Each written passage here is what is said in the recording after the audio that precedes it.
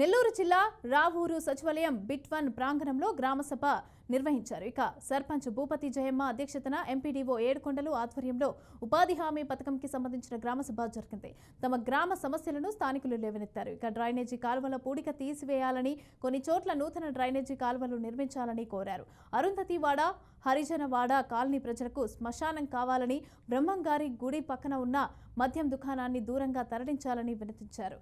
ఇక తుమ్మలదొడ్డిలో మురికి నీరు చేరటం వల్ల వ్యాధులు సంక్రమిస్తున్నాయని, మురికి నీరు వెంటనే తొలగించాలని అధికారులకు వినతి పత్రం అందించారు.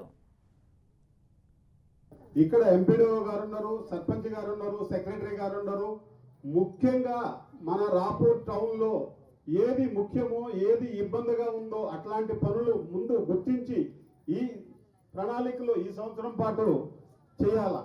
చెప్పినట్టు పంట కాలువల విషయంలో అయితేవి, ఫీల్డ్ ఛానల్ విషయంలో అయితేవి, ఎన్ఆర్జేసీలో గ్రామాల్లో మెయిన్ ముఖ్యంగా మనం రైతులు నివసించే పైర్లు పెట్టుకునే వాళ్ళు కాబట్టి ఇట్లాంటి ఫీల్డ్ ఛానల్ అయితేవి, పంట కాలువలు అయితేవి ముఖ్యంగా ఈ ఎస్టిమేషన్లు వేపించి ఇవన్నీ చేయాలా. సార్ డ్రైన్ల విషయంలో కూడా చాలా చెప్పినట్టు మేము కూడా చూస్తున్నాము. మొన్న ఎన్నికలప్పుడు తిరిగేటప్పుడు ఆ బావు దగ్గర కూడా చాలా ఇబ్బందికరంగా ఉంది.